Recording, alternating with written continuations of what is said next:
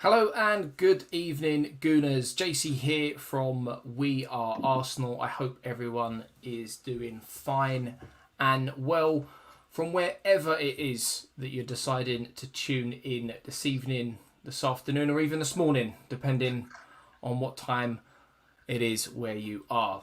Tonight we're doing something a little bit different to the regular show that we host on the channel, and we're looking at who Arsenal might sign in the upcoming January transfer window.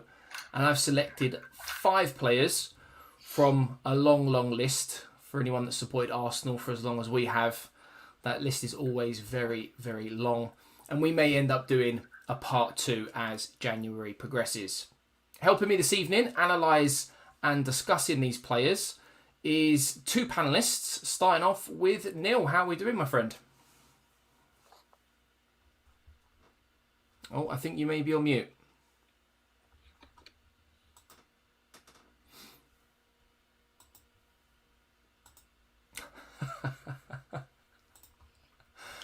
Early technical difficulties to start off with. Right, we'll come back to Neil in just a second. Keith, how are you doing? I'm all right, mate. I was back at work today, so I had 4 days off, and it sucked massively going back to work. So jumping in and doing this is a very welcome relief from the real world, shall we say? So cheers for having us on again, mate. No, not a problem at all. One of our guests this evening, John, who was due to join us, is unable to join due to some commitments outside of YouTube. We all have lives outside of YouTube, of course. So he won't be joining us, but he may chime in the chat. So if you guys have any questions with regards to some of these players, I'm led to believe by my panelists that they've gone away and done some research on some of these players. So we'll find out as the night progresses. So do pop your questions in the chat and drop a like on the stream. Subscribe if you're new around here. Are you boys ready to dive in? Yeah. Are we good, Neil? We're still having a few technical problems with Neil by the sounds of it. We still can't see him. John in the chat, can't wait. Thank you very much for coming along. Really, really do appreciate it. So without no further ado, let's jump into the very first part of today's live show. And that's introducing the 5 players that we'll be discussing today. And there you have it. 5 central midfield players that Arsenal have been linked with over the last 2 weeks, maybe over the last few months. There might be some favourites in there for some of you guys. But we're going to kick things off with one of the favourites at the moment with regards to Arsenal, and that is Renato Sanches of Lille, who we have a very good relationship with when it comes to transfers, having recently signed the likes of Nicola Pepe and Gabriel, Brazilian centre-back. And some say that he wants to leave the club, move on to a bigger challenge. Coming to you first, Keith. What do you know about Renato Sanches?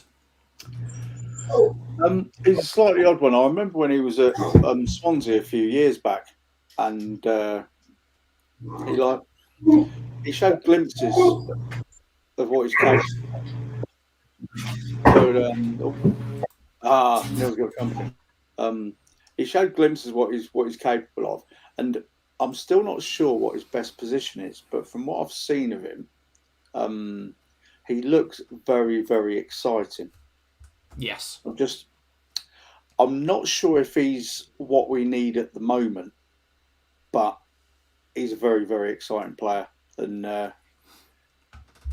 we will wait and see, I suppose. Yeah, well, looking across the board here at some of the players that we're going to talk about in depth this evening, he definitely, to me, in terms of positions, seems the more well-rounded, and we'll go through some data in a moment that will back that up. I suppose the only other player that can play a variety of different positions in midfield on this list is Svanberg, who I knew nothing about before putting these slides together. Same. But he seems to be heavily linked with Arsenal at the moment, coming from the same club that we bought Tomiyasu from. So if that's anything to go by, we could be in for a little bit of a gem. According to my research, Renato Sanches is potentially available for somewhere in the region of 25 to 30 million pounds. take from that what you want. He's Portuguese. He dips in and out of the Portuguese national team. He's right-footed, and as we can see on screen, all of the players today are right-footed. So again, read into that what you will. Is this a partner for Thomas Partey, who typically plays on the right-hand side? Normally, it would suggest you to sign a left-footed central midfield player. So keen to kind of see and understand Mikel Arteta's thinking behind this potential sign-in, and a decent height, decent age as well, sort of coming into potentially his prime. Neil, are you with us now? I think I am. Yes. We have Okay, you. good. We do have you indeed. So, I've just asked Keith, just as a sort of a bit of a starter, really, what your sort of general thoughts are on Renato Sanches, what you kind of know about the player. I mean, the most I know about him is the fact that he hit the bar in the Euros. That's it. That's it, to be honest. I mean, is he a player that's lighting things up, or is he a player that is up and coming? Is he a player that has a decent um, style of play and a decent set of form? He's in and out of the Portuguese team, so Mm-hmm. I mean that's a bit of a worry for me. Um, but in terms of, you know what, I'm to the point where I'm not gonna be too worried about who comes in, Yeah. based off of what Edu and Arteta and the team did when they brought in those players in the summer window.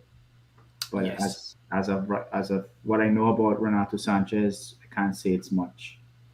Okay. Well, hopefully by the end of today's show, all of us, included those watching now and as back as a video, will understand these players in a lot more depth.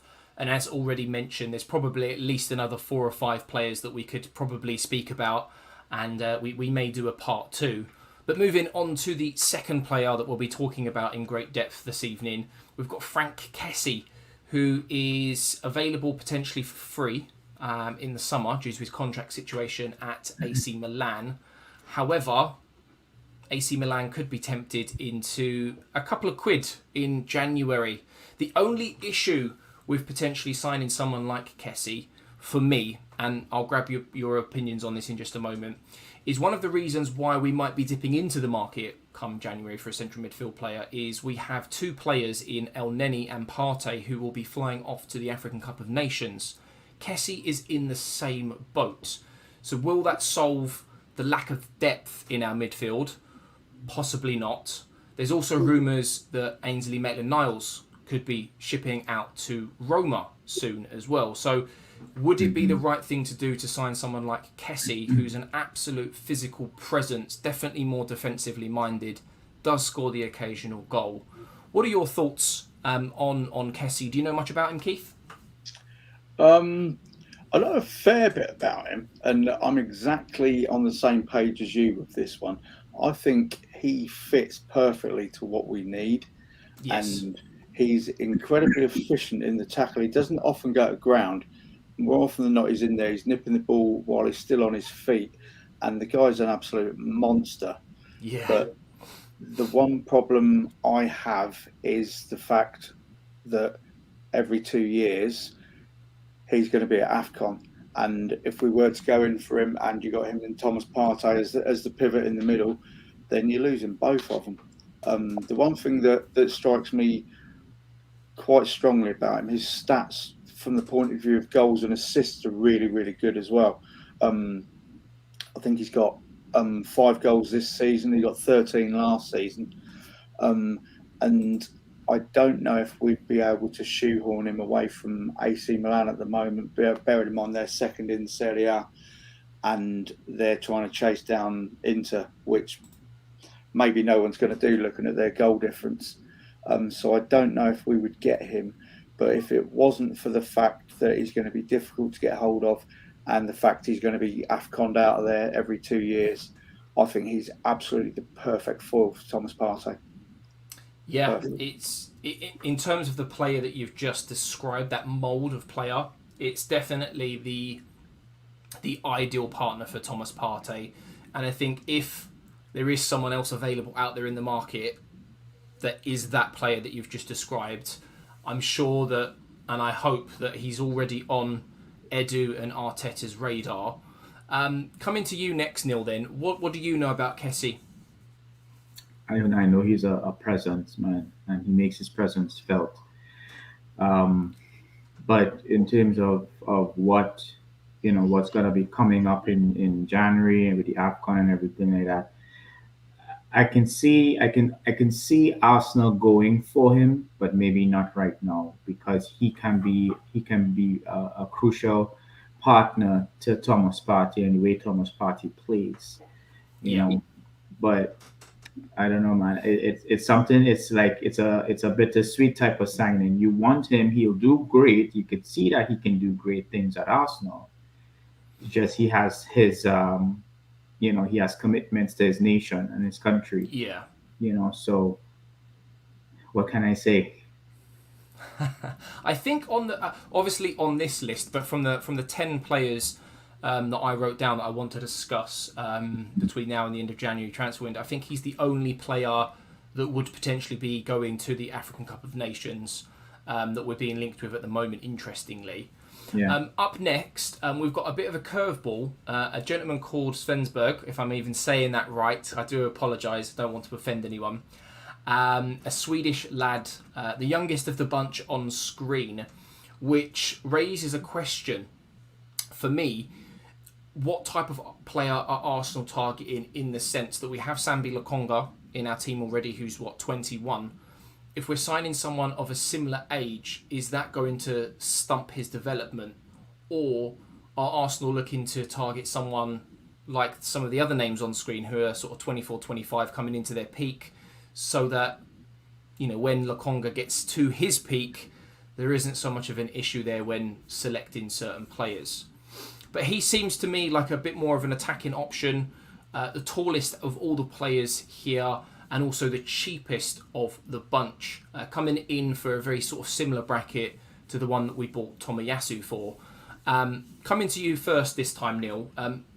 Do you know much about this player? He plays for Bologna in the Italian league. I do not, but I'll say this. Based on what I'm seeing and what you said there, Jake, I think he fits the criteria perfectly. The versatility of the player, DM, CM, and attacking mid, and his age, his price point, and most importantly, his height. I think we need that type of target man, especially when we for set pieces and stuff like that. So I think Svanberg is gonna possibly be the most the most midfielding name called during this January window. Yeah, and you know what? Depending on the amount of money that Arsenal have to spend in January, Hmm. it could be a situation where we buy a maybe slightly cheaper player, or bring in a loan for 6 months, with a view to buying a slightly more expensive player also in January, or maybe in the summer potentially. What are your thoughts on Svanberg, Keith? If you know anything about him at all, because I had to go away and do my research before this stream. I'd not heard of Mattias or Svanberg until about 9 o'clock last night. So I'd done what everyone does. I had a look on YouTube, and when you look at their compilations on YouTube, it's always like the best bits. Yeah, And Prime Zidane. I didn't see a lot to blow me away, to be honest. He is young, and I think what you've said about the comparison between him and Sambi is absolutely hit the nail on the head there. I think we probably, if we're going to go in for a defensive central midfielder, we need somebody who's perhaps got a little bit more experience. And the thing that concerns me with him, his passing range is quite good, but he picks up an awful lot of bookings, which reminds me of somebody else that we've got already in the team whose passing range is quite good and picks up quite a lot of bookings. And like I say, I didn't really see a great deal to blow me away. I don't really see him as an upgrade on Thomas Partey's current defensive midfielding partner. So I think the jury's out on this one. And I think a lot of the problem we have is, as we all know, the January transfer window is odd. It's really problematic, and there's very few top signings get made in this particular window. Obviously, when Alba came in, that was a January signing. That was particularly good, and Arshavin as well, briefly. Naming no names, John. But yeah, I'm not sure on this one, mate, to be honest. Yeah, it's we'll have to wait and see. And as Ryan alludes to here, Arsenal are always linked with absolutely everyone. Some of the other usual suspects have cropped up in recent days. Coutinho is another one. I didn't want to talk about him. I think people have talked about him enough, and I can't see it happening. If I'm being honest with you, Draxler's not on this list, actually, Joe. I know. We should do like an all-time high links to Arsenal list, which would probably include Benzema as well. He's linked to Arsenal every transfer window. Yeah, definitely. Okay, so up next is a good one in my opinion. A player that I really, really, really like. Ruben Neves plays for Wolves. As I think it was Ryan mentioned earlier on in the chat, he's not having the best of seasons with Wolves. But historically, over the last sort of 2 or 3 years, he's been very, very good. Captain and constantly in the Portuguese national team. We were linked with him in the summer, but that was when Xhaka was potentially on the way out of the club. And then since he signed his new contract, it's gone very, very quiet, and the rumours are starting up again. Potentially the most expensive on the list as well. I can see that number there that I've researched online at 35 million being much higher, probably closer to about 40, 45 million. The one benefit that you get with Ruben Neves, in my opinion, is that he already has Premier League experience, which is a huge, huge plus. So there's not as much time needed to adapt. But I would say that he is a slight upgrade on Xhaka in terms of the type of player, minus the aggression and disciplinary record. Scores some good goals as well from time to time. When he does score, they're always good goals. Keith, what do you make of the Ruben Neves links? What you just said there at the end, Jake, that's exactly what I've got in my notes. He doesn't get many goals, but when he does, they're absolute worldies. And when you think of him as scoring more goals than he actually has, but he hasn't actually scored that many, but they stick in the mind because of the quality and the technique of the guy. I would have to say on this list, he's probably top of the list for me. I wasn't blown away when the connections were made in the summer, but the main reason for that is I didn't realise he's only 24. Yes. He looks a lot older, and it seems like he's been around for a lot longer. So he must have been 21, 22 when Wolves first got him. And in my uneducated ways, I didn't realise that he was as young as he is. Like you said, he's Premier League proven. There is no language barrier because he's been playing with Connor Cody for at least 2 seasons, and he can understand that bloke. He can understand anyone, so you ain't got to worry about that either. I did notice he's got great leadership potential. Not necessarily saying he would come in and be a captain, but quite often the thought is you need captains all over the park. And you watch him when he's got the ball, when he's picking it up deep, he's pointing, he's directing players. And he has real leadership qualities. But the thing I like about him most, when you take away his spectacular goals and everything, it's how efficient he is with the ball. He moves it incredibly quickly. And where I said Svanberg has a good passing range, but probably isn't an upgrade on Xhaka, this guy is. His passing range is phenomenal, whether it be short 5 yards or pinging a 35-yard ball across the other side of the park, and he does it quickly. Does it very, very quickly. He doesn't hang about on the ball, and that is exactly what we need. So between him and Frank Kessie, I think these guys are top of the list for me. And I agree, he would be at least 45 million because of the Premier League tax. The 35 100%. Million that's listed. If he's playing in Italy or France or Spain, we'd get him for that. But not being that he's a Premier League player. Yeah, and to touch on one thing that you mentioned there about him having those leadership qualities, I believe that he was, I think it was 19, 20 years old, and he was already captain of Porto at that age before he actually moved to Wolves. And I think it was the season that they won the He played a full season in the Championship with Wolves before coming into the Premier League. So he understands the hustle and bustle of the league, and he's definitely got those leadership qualities. Yeah. Before I come on to you, I like how he wears his hair as well, to be fair. It's a good look. A couple of comments coming in here. Ryan makes a very, very good point. In terms of his goal contributions, which isn't the main part of his game, it might need a change of scenery, come into a different club so we can sort of kick into another gear. Another point here made about Ainsley Maitland-Niles going there in the summer. I think we rejected £20 million, as John alluded to here. What else have we got? Neves still hasn't his peak. Yep, absolutely spot on. We're getting a player that's coming into his peak, similar to the Sanches and Kessie situation that we mentioned already. We've got Scott in the chat as well. And then we've got a last comment coming in here.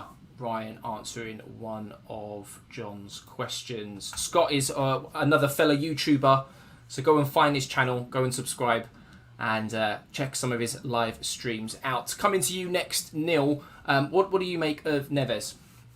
I think he would be a brilliant player for Arsenal if he comes to Arsenal. I think when he's on it, he's on it. You know, we saw that season with Wolves when Nuno was still there. He was more or less a pivotal player in that team, the way he drove the team. And as Keith rightly said, you know, he directs the players on the pitch. So he has some leadership qualities. Not saying that he, as Keith said, he would come in and you know automatically get the armband, but he'd have to get in line for that. But I think if he were to come to Arsenal, I think he can bring some really good quality to the team, and maybe even get some more goals. You know, get into the 6 and 7 goals per season, and I think that type of addition to the team in general is gonna benefit us greatly, because now we're getting sprinkles of goals from almost every area of the pitch. Yeah. Minus the Thomas Partey and the Xhaka area, which is what I think Mikel is going to probably try to squeeze to get now. Needs to get some goals from that area of the pitch. If we can find more goals, which is something up until recently we struggled with, it doesn't seem to be as much of a problem now. But if we could get someone like Neves in and squeeze a few absolute world-class top bin bangers from him like he does, no complaints from me. Question here from Scott with regards to Basuma. We haven't covered him in today's live show, but we will be doing a part 2. So we'll be looking at 5 more central midfield players in a second show sometime in January, as that list grows ever longer for Arsenal and the players that we're linked with. Finally, before we jump into some actual numbers of what these players have been up to this season, we've got Arthur, or Artur, depending on how you want to pronounce it, formerly of Barcelona before moving to Juventus. He's fallen a little out of favour there since they signed Locatelli in the summer, who was a player coincidentally that we were linked with, and he's playing very, very well. Now he's available potentially for around about 30, I think possibly a bit more than that, 40 million, considering the price tag that he moved from between Barcelona. I think it was a swap deal, somewhere in the region of around 60-65 million pounds. But he is an option on loan from what I've read, a 6-month loan deal, which kind of makes sense given the amount of money that Arsenal have spent in the summer. And it also covers the cracks whilst certain players are away on African Cup of Nations duty. So what would you make of such a deal, Neil? I don't know. I feel like Arta is not done, but even though he's only 25, I feel like his time at Barcelona kind of put a serious spoke in his wheel. He was decent, and then he just fell off the map and ended up at Juventus. And I mean, every second-rate, third-rate player ended up at Juventus at some point. You know, they were going through what they were going through, and they're still going through what they're going through. And I think Arta is to me, even though we're linked to him, I wouldn't put much into it. I wouldn't. Yeah. I don't think he's the kind of player Mikel Arteta wants in his team.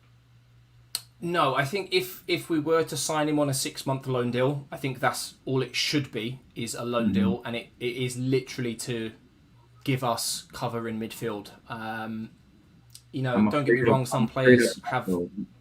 a I'm afraid hard of. time. Sorry? Yeah. I'm afraid of him having a loan spell at Arsenal, to be honest. Yeah. Why? Because I mean, what can he really bring to the team? And if he does come if he does come and he does have a loan spell and he has a good 3-4 games, does that mean that we're gonna go in all in for him? I mean, we do have a little reputation there. Mm. So I would rather stay away from him completely and focus elsewhere. Maybe yeah, it's Basuma, but I'm maybe wishful thinking. And Keith, do you know much about him? Is he the type of player that you want? Does the deal make sense? Lots of questions. The one thing I do like about it is the thought of having a geezer with the name Arthur on the back of an Arsenal shirt. I think that'd look quite good. But I'm not blown away with this one. Even if it's a loan, it kind of screams Danny Ceballos to me, to be honest. Yeah. Much the same as Svanberg. I don't see that he improves us any more than Granit Xhaka does. I don't know, I'm concentrating on Granit Xhaka a lot, but I suppose we're kind of looking at this as a defensive midfielder to partner Thomas Partey. Yes. Doesn't necessarily have to be that way, of course. There's nothing to say that Thomas Partey, we could get an offer of 50 million for him and he could be off, and then we need a box-to-box player. But this guy, his physique isn't amazing. I know physique's not everything, but literally the guy's the same height as me, and playing in the Premier League in the middle of the park, you need a bigger presence than that. Yeah. And I've not really seen any time I've seen Juve play, he's not really stuck out for me. It's not a player I'd look at and think he's got to come and play for us, or I'd love to see him playing for us. So it's a no for me, other than having a really cool name. Well, it seems like a few people in the chat agree with you there, Keith, especially when it comes to those types of loan deals that haven't worked out. The Suarez, the Ceballos, to name just but a few. Kim Kallstrom was another one. We loaned him with a broken back, didn't we? That was an obscure deal there.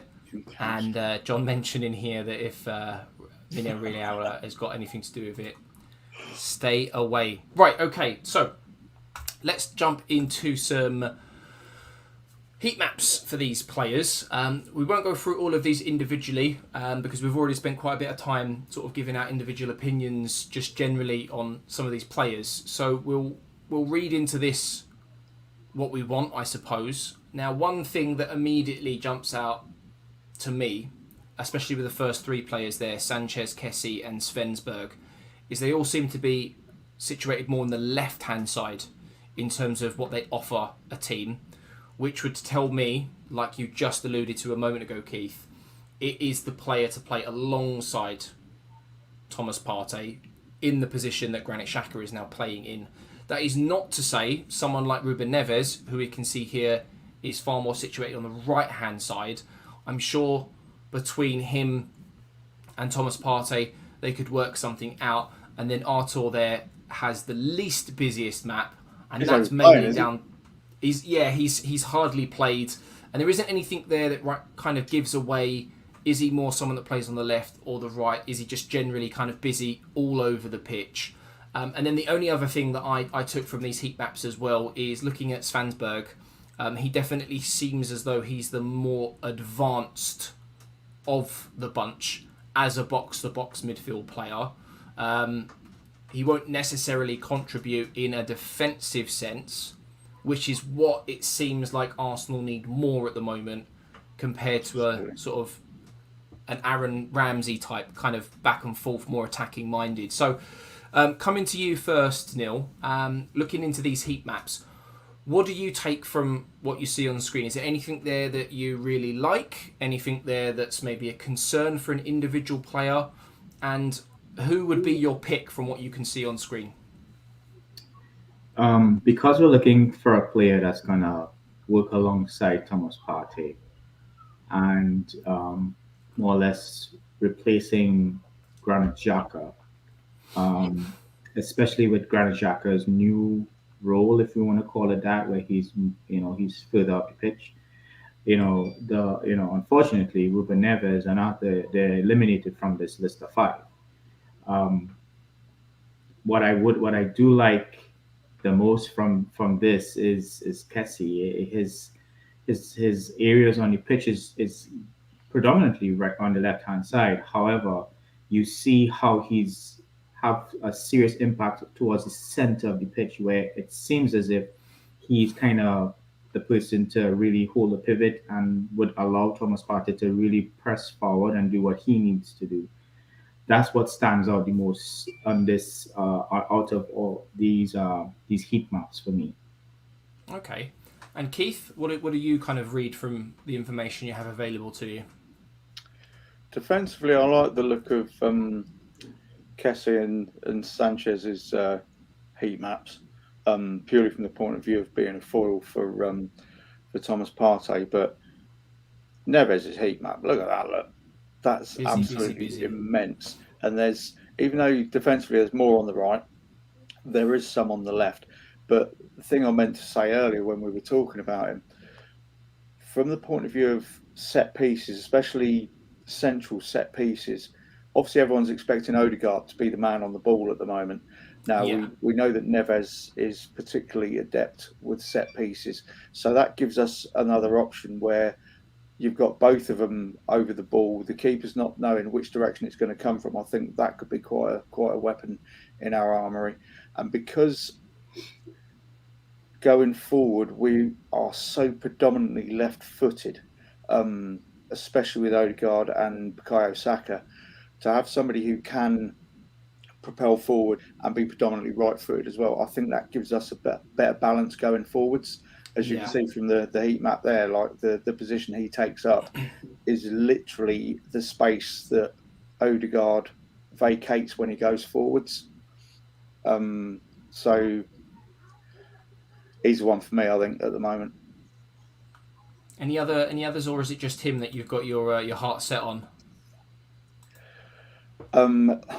If it wasn't for the AFCON thing, I would probably just about choose Kessie over him.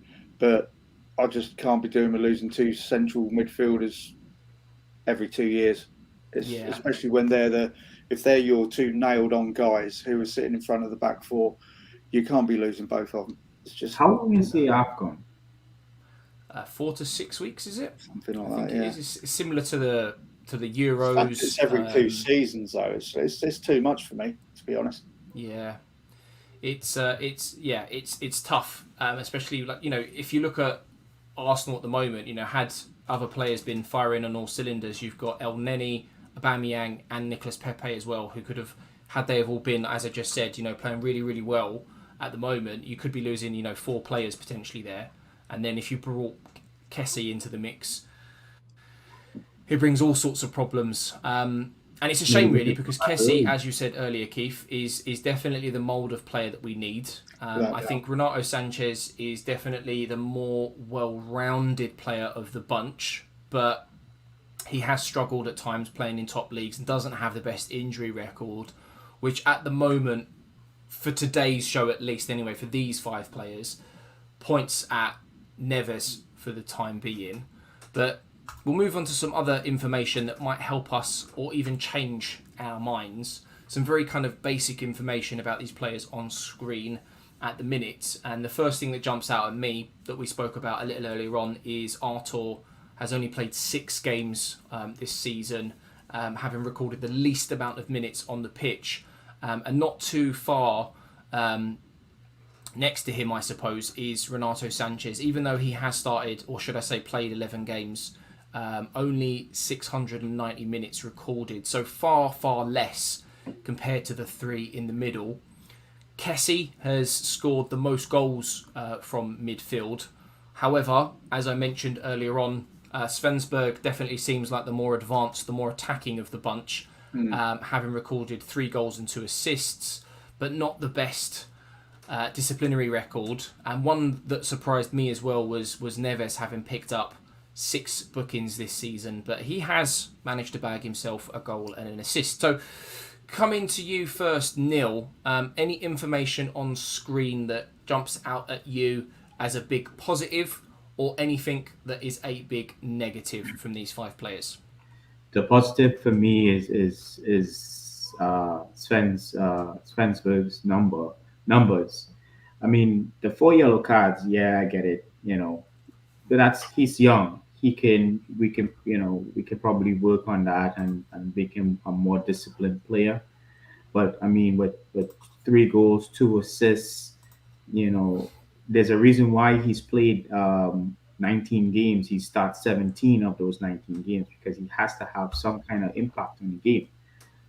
So that's the most positive thing there for me. The most negative thing here is, as experienced as Neves is, those 6 yellow cards. As for the time that he's been in the Premier League as well, you would expect those yellow cards to be less than that.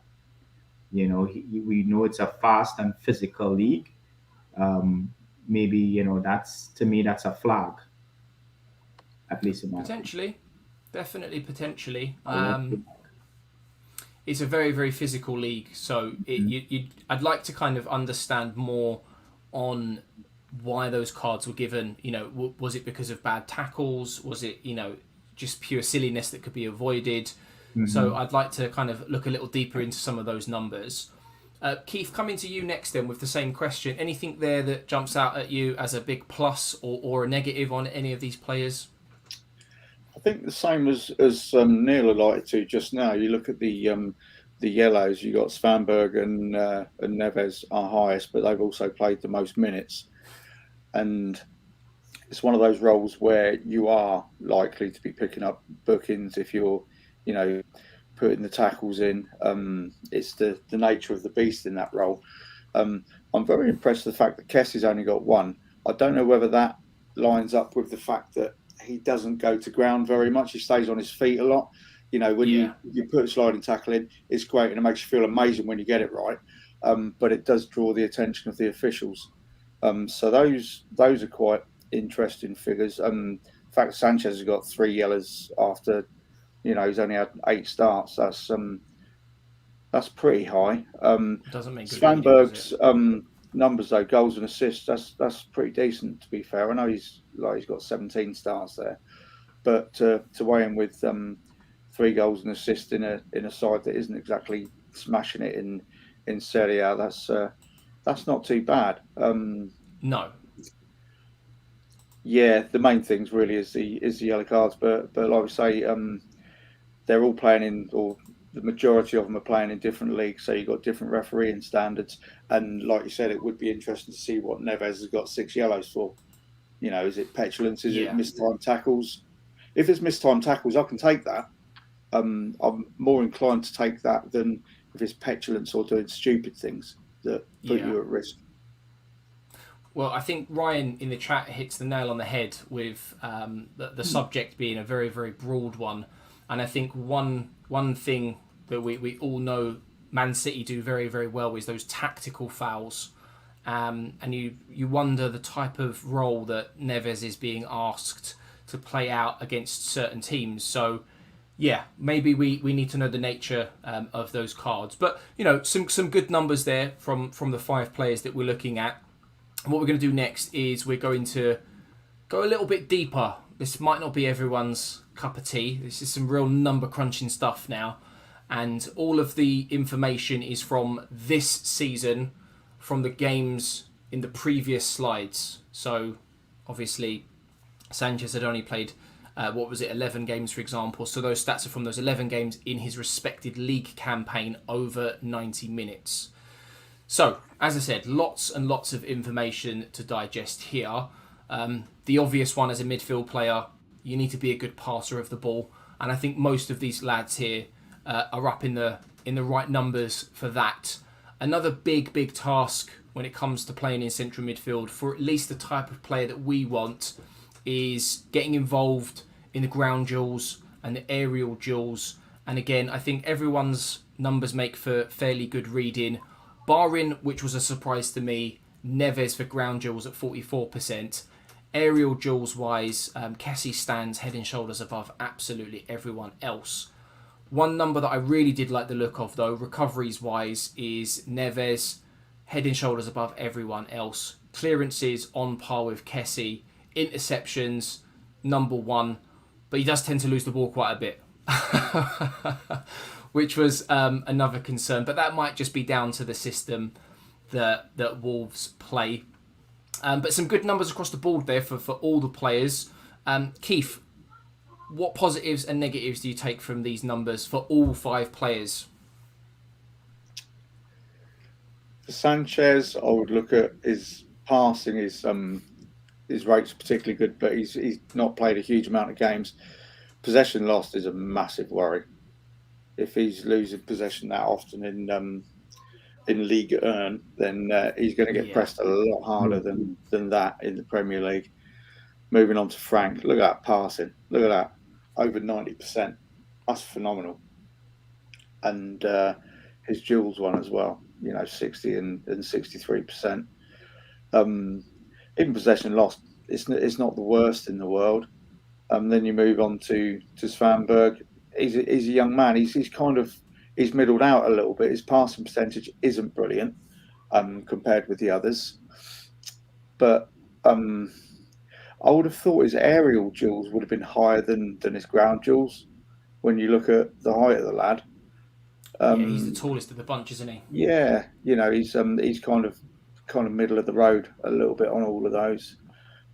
Like you, looking at how many times Neves has lost possession, I was quite surprised by that. But it could well be a tactical thing, like you said. But his recoveries, that's ace. And when you're playing a pressing game and you want to press as units, that's exactly what I'd be looking at. As far as Arthur's concerned, he's not going to win many aerial duels, is he? He's about 5'5". I wouldn't expect him to either. His passing percentage is pretty good, and his ground duels is all right. But it's still for me between Frank and Ruben at the moment. Yeah, I think as we progress through these slides, the more information that we're looking to analyse and digest, I think the more we're convincing ourselves that these are the 2 players that Arsenal should be targeting. Just before I grab your thoughts, Neil, there's a few comments coming here in the chat. One mentioning that you don't want anyone afraid to make a tackle. Agreed there with Ryan. And then we've got our good friend Judge, who was unable to make it this evening, but he will be involved in future live shows, no doubt. More aggression in players could fit the current squad. Absolutely agree. Neil, so what do you take from the information on screen, positives and negatives from some of these players? Before I give that, I want to just say big up everybody in the chat, man. I see the comments flying in. It's lovely to see this, and love the engagement. From the stats that I've seen here, what really stands out is the fact that on the previous slide, Svanberg played the most games.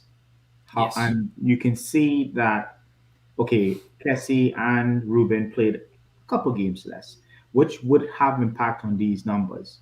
And let's say if they did have the same amount of games played, all 3 of them, I'm just eliminating Renato and Arthur here. I think their passing percentage would be around the same. Okay.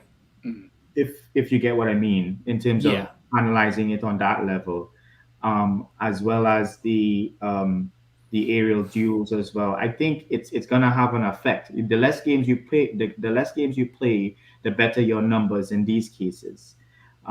So what really stands out for me on this slide is really this young man here in the center, man. 75% passing, ground duels 60%. Aerial duels could improve for his height.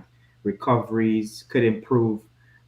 Possession loss could improve. Those last 4 could improve, and I know it could improve because he has a ceiling, and that's what he has going for him. I mean, the other guys kind of have a couple of years, they're above him, which should mean that their numbers should be a little bit better than for their age. They should be more experienced in those areas, but he has quite a bit of a ceiling, and I think with the right coaching, I'm getting with as these slides progress. I'm starting to like this curveball that you pulled out on us here, Jake. I really I try my best. I do try my best. But you make some very, very good points that keeping those numbers at a relatively high or competitive level over the longevity of a season is much tougher compared to when you're doing it in a handful of games. Those numbers can be skewed and they may not necessarily tell the full story in terms of the type of player that you get in. So you make some great points. Do you mind And if I what would just be jump really, in really... quickly there, Jake? Sorry, go on. Just going back to what Neil was saying about Svanberg.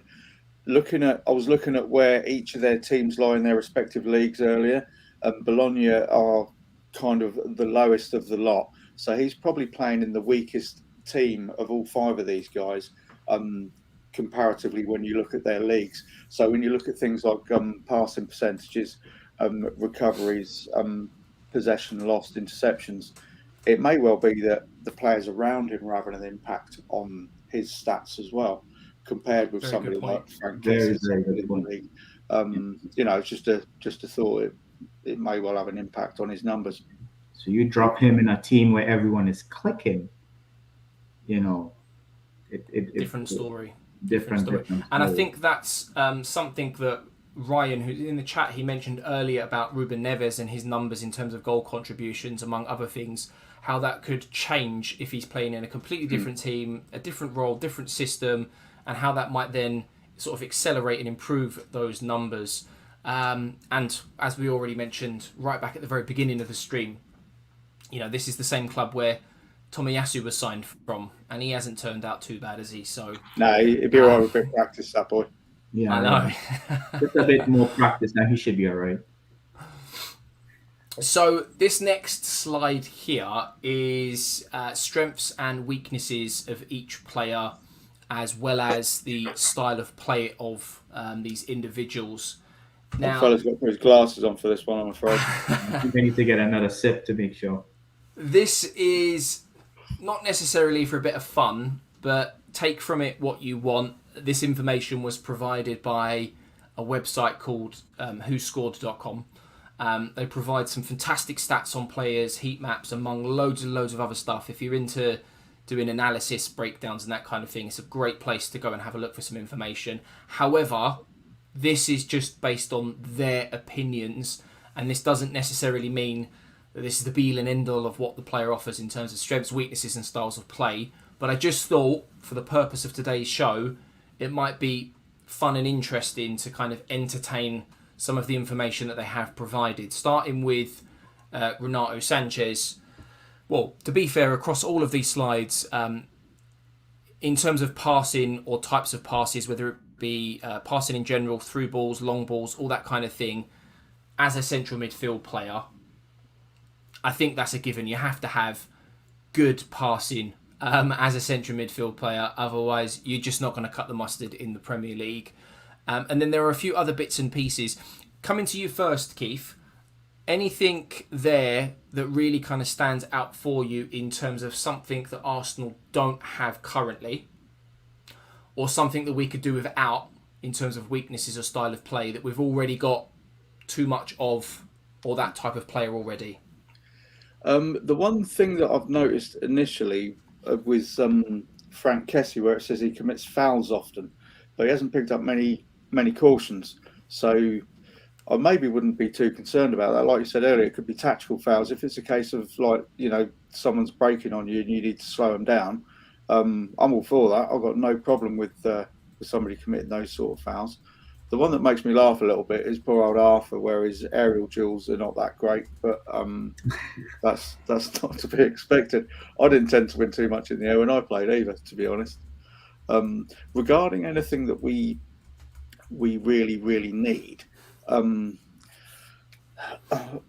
looking at Frank and Ruben again. It's ball interception and blocking the ball. Especially when you look at the games we've got coming up, especially the one we got coming up New Year's Day, they're the sort of games where we're going to have to expect, even though that we're at home, we're not going to have the lion's share of possession. We're going to have to counter attack, and that's where you need play to be broken up, and then to be able to move it fast. So they're the sort of things And, I've made no secret of the fact that I'm all about, I love the high intensity, I love the high press, but I like to see us all press as a team and how quickly we can get the ball back. And that's what we need. We need to be able to read the play. We need to be able to intercept. We need to be able to tackle. And concentration for both of those players. A game like on Saturday, concentration is going to be paramount. It really, really is. Absolutely spot on. And it's quite funny as well that both the two players that we've sort of banged on about as our favourites all evening, coincidentally, according to Who Scored, have no weaknesses as players. So we should sign both of them immediately if they have no weaknesses. Why go for one? Just go for two and done. Coming to you, Neil, on, well, the same question, I suppose. There are a whole bunch of strengths for each player, a whole bunch of weaknesses also.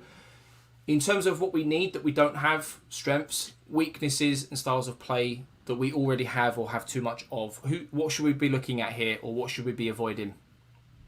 We need to be looking at the fact that these two guys have apparently no weaknesses. But one thing that does stand out for me is the one weakness for Svanberg is passing.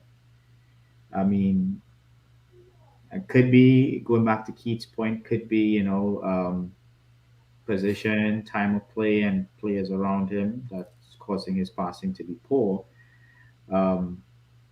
I just focus. I'm sorry, but I'm focusing on these three in the middle: Renato, Sanches, and Arthur. To me, they're just not in the conversation.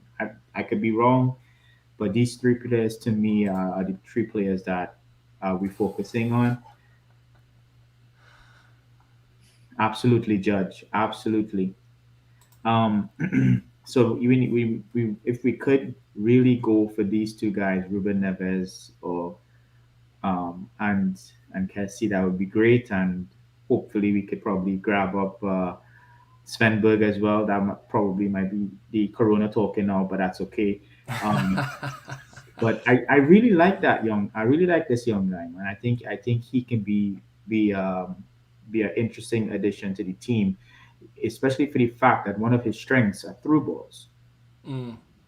I think that's something that we don't get much of.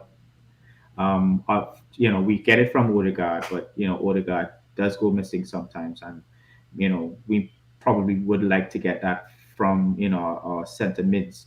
I mean, Thomas Partey had some involvement with through balls back a little bit in the past, but we don't really see that from him anymore. So I think something that's lacking from our team right now is a through ball. So I'm really stoked about these three midfielders, man. Really, really stoked. I think, with Svanberg, the one thing that stands out to me, at least, not necessarily strengths, weaknesses, and style of play, is that he definitely fits the mould of player that Edu and Arteta have targeted in some of the previous transfer windows in terms of signing young players. He looks like he's played nearly every game this season in Serie A. And when you look back at people like Ben White, for example, and Tomiyasu, their injury records are pretty much flawless. They haven't missed any games. And it seems to be a very sort of similar case with this individual. And unfortunately, these types of things haven't been mentioned on here as strengths and weaknesses. But as I said, it's... Sorry? May I just say one more thing? Sure. If we were to go for two midfielders here in this window, in my opinion, Svanberg is going to be one of those names of the two. It's going to be Svanberg and Ruben Neves, if that's how it's going to go, or Svanberg and Kessie.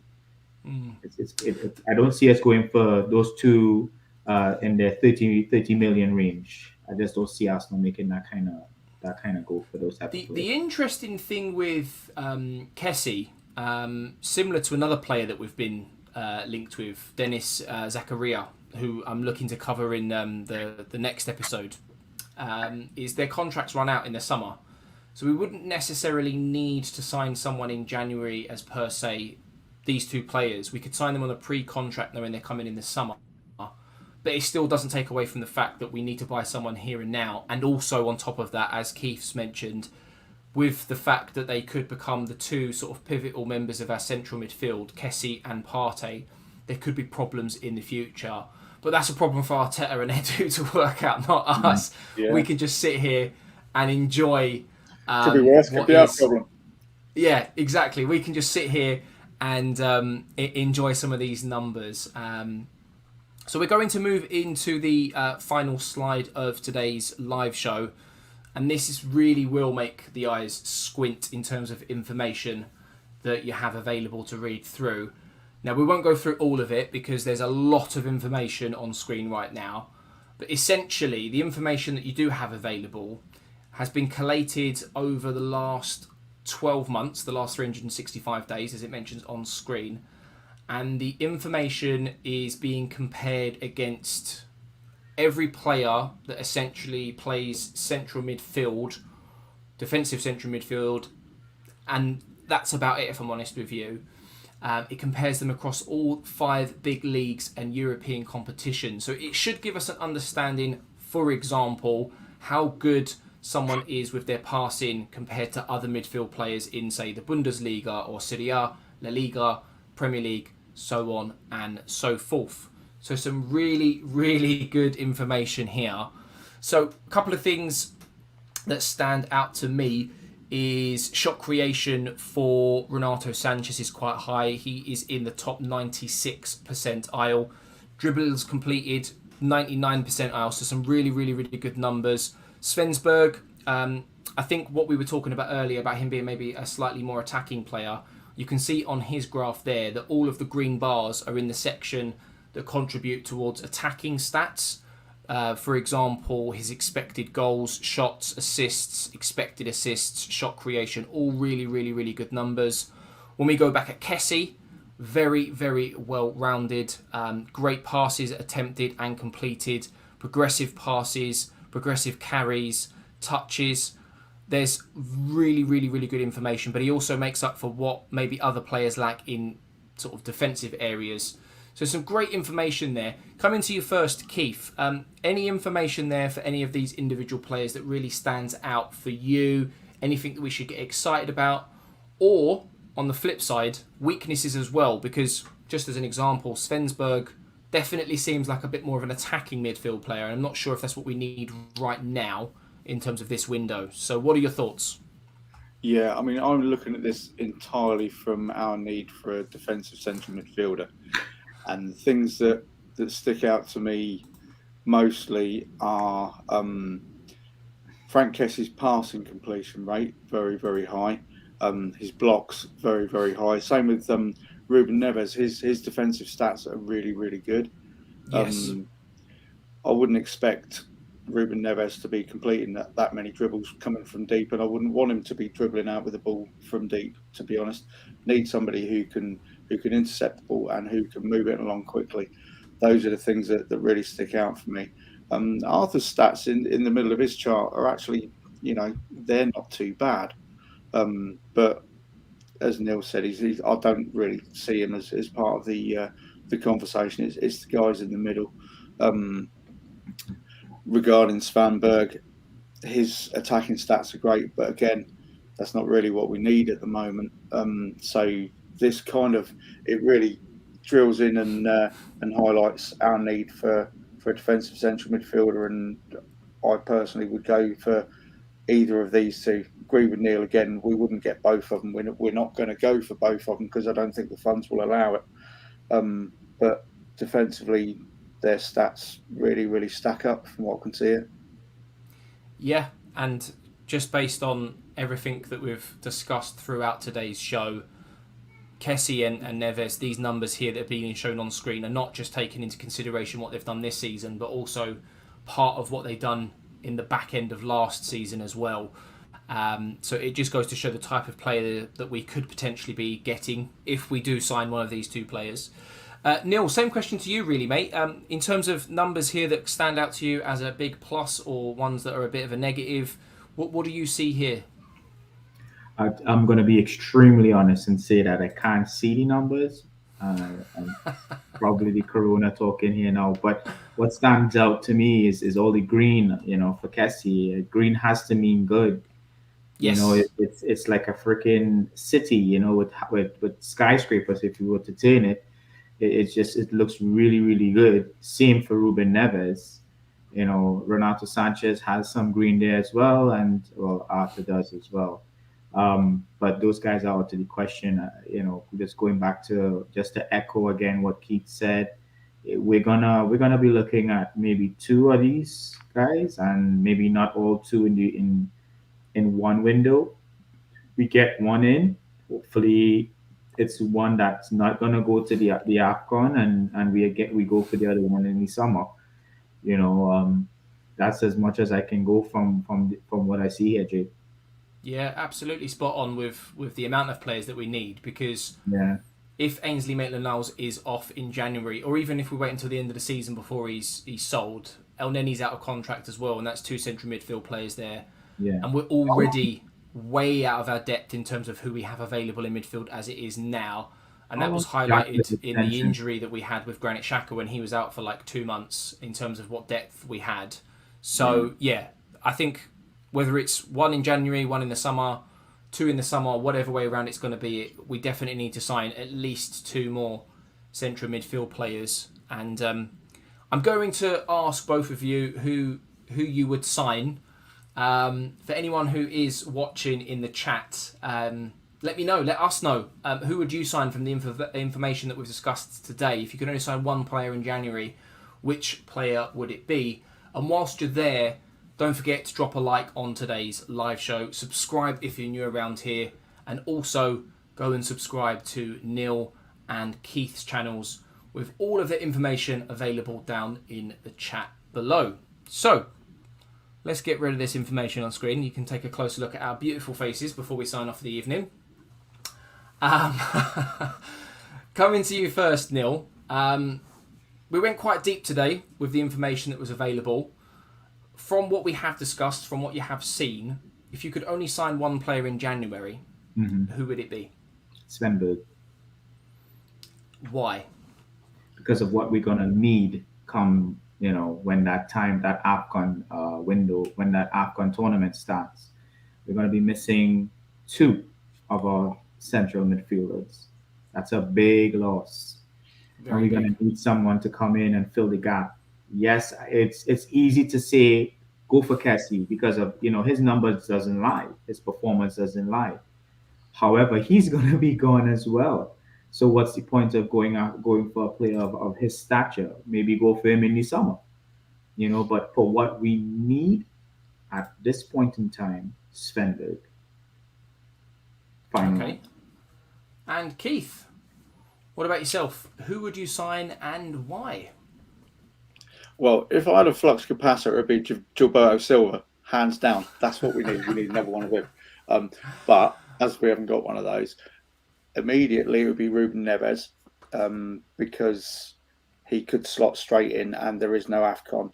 Long term, I would go Frank Kessie. From this list, if I had my dream buy, it wouldn't be from this list, but we can discuss that in episode 2. We can do indeed. So some good points If there. invited, obviously. Of course. You both are always invited, along with John and Tony as well. So I think somewhat agreement with both of you. I think Neves for me is definitely a player that I want as my number one choice. I think had Kessie not been heading off to African Cup of Nations in a week or so, then he might be a little higher up the list.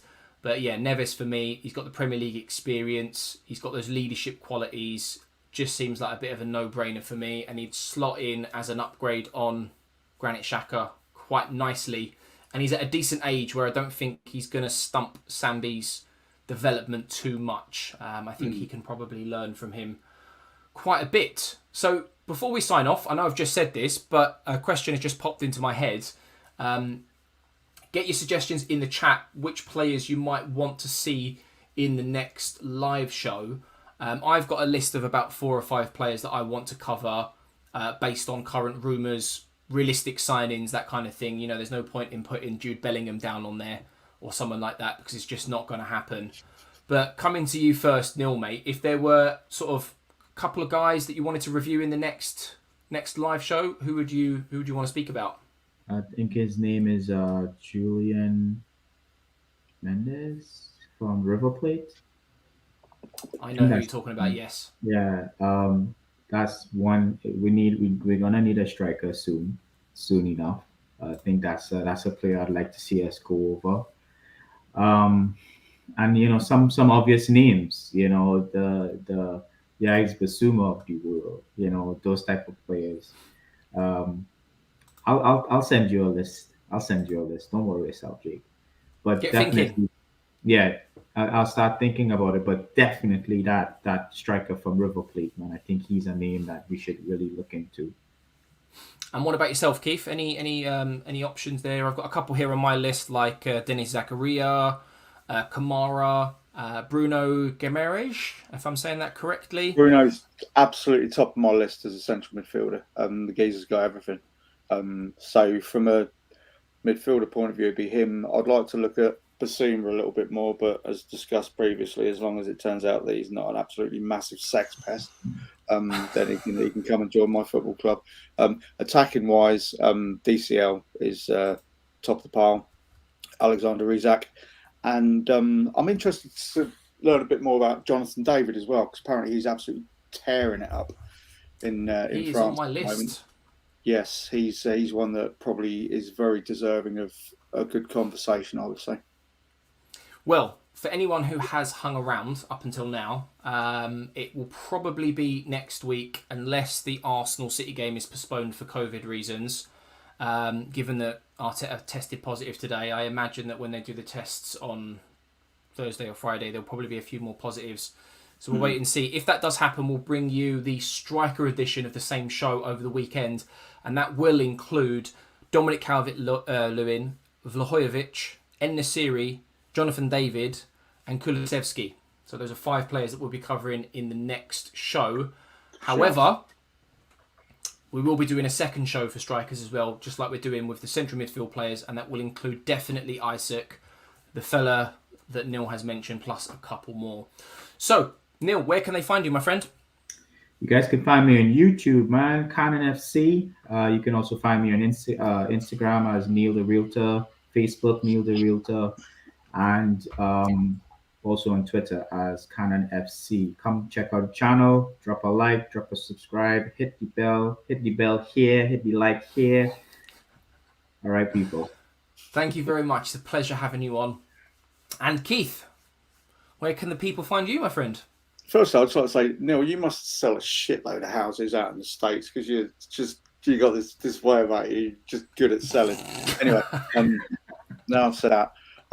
Yeah, you can find me on YouTube at Mostly Arsenal, where I talk mostly about Arsenal. In fact, and then other stuff, like I like to talk about really, really serious matters that need to be discussed.